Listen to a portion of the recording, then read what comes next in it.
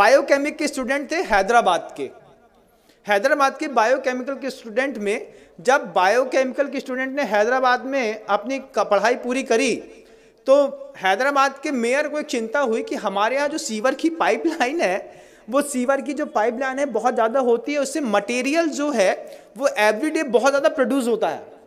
तो मटेरियल को डिसॉल्व करने के लिए उनके पास कोई स्पॉट या कोई चीज़ दिखाई नहीं दे रही थी। आप क्या सोचते हैं कोई क्या कर सकता है?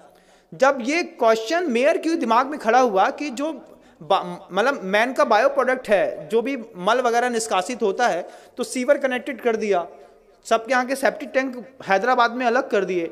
अब कनेक्टिविटी बना करके सीवर की पाइपलाइन से पूरे हैदराबाद का जो मल है वो एक जगह पर स्टोर होता था, तो उसको ख़त्म करने के लिए क्या दिमाग कोई चलाएगा? तो बायोकेमिकल के स्टूडेंट ने उसमें लिक्विड क्लोरीन डाल करके उस पीले को वाइट कर दिया, और पीले को वाइट करने के बाद उसमें से उसकी स्मेल गायब कर दी। क्लोरीन NaCl, आपने अगर नमक का सूत्र सुना हो तो बंधुओं, मतलब सोडियम अलग होता है, क्लोराइड अलग होती है, NaCl2 ये उसका रासायनिक फॉर्म है।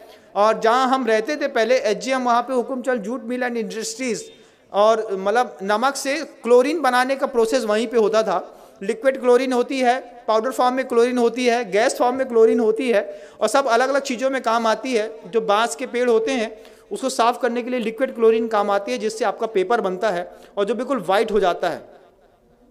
तो वो बायोकेमिकल के जो स्टूडेंट हैं, वो बायोकेमिकल के स्टूडेंट ने पूरे के पूरे जो मल हैदराबाद के बाहर इकट्ठा होता था उसमें क्लोरीन को डाल करके मिक्सअप करके पीले से वाइट कर दिया।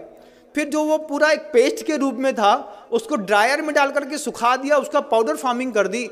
और सबसे बड़ी बात तो ये है कि कानपुर की गुटखा फैक्ट्रियों में बेच करके बड़ी बड़ी कंपनियों के गुटकों में पैक होकर के वो मल लोगों को पाउच में अंदर तक खिला दिया। ये ज्ञान के दुरुपयोग का युग है बंधुओं। आपको आश्चर्य होगा, लगता है ना कि हम जिस कंपनी का गुटखा खाते हैं ये तो बहुत फ्रेश है और बढ़िया है। जब आपको पता चले कि बायोकेमिक के स्टूडेंट की इतनी बड़ी करामात है कि उसने पूरे के पूरे मानव के बायो प्रोडक्ट को क्लोरीन डाल करके उसकी स्मेल हटा करके और उसको गुटके में मिला करके उसमें फ्रेग्रेंस मिला दिया।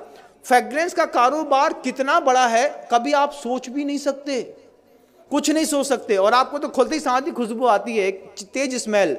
आप किसी भी कंपनी के गुटके को 5 मिनट के लिए एक पानी में डाल दीजिए, थोड़ी देर उसको हाथ से मसल के देखिए, फिर आपको पता चलेगा, जब इसकी स्मेल हट जाएगी फिर उसको खा के देखिए, तब पता चलेगा कि हम अपने मुंह में क्या खाते हैं। उसमें चूना और कांच दोनों मिलाया जाता है कि कांच से बारीक कांच का पाउडर रहता है जिससे आपकी जबान थोड़ी सी कटती है, और चूना उसके ऊपर लगता है तो आपको थोड़ी सरसराहट सी होती है। इसके चक्कर में आप बार बार माउथ फ्रेशनर के रूप में ऐसे पाउच के प्रोडक्ट खाते हैं। बायोकेमिक के स्टूडेंट ने पूरा का पूरा मानव मल उठा करके पाउचों में पैक करके कानपुर की गुटखा फैक्ट्री में जा करके एक बार ऑब्जर्वेशन तो करिए बंधुओं, तब समझ में आएगा ये गुटखा खाने वाले लोग सुबह सुबह मानव का मल खा करके अपनी जिंदगी की शुरुआत करते हैं। ये बायोकेमिक के स्टूडेंट का कमाल है। हड्डियों का ढेर मिलता है, दुनिया भर की चीजें मिलती हैं। स्मॉल स्केल इंडस्ट्रीज, 3 शब्द याद रखिएगा। क्या? स्मॉल स्केल इंडस्ट्रीज, ये 3 शब्द याद रखेंगे तब आपको पता चलेगा कि स्मॉल स्केल इंडस्ट्रीज के चक्कर में कैसे यूरिया से, साबुन से, शैम्पू से दूध बनाते हैं, कैसे सड़ी हुई चीज़ों से अच्छी पिज़्ज़ा बर्गर बनाते हैं और आपको खिलाते हैं। जो हमारे यहाँ का व्यंजन ही नहीं था वो सब हम आप खा रहे हैं, सब कुछ कर रहे हैं। ये स्मॉल स्केल इंडस्ट्रीज़ का कमाल है।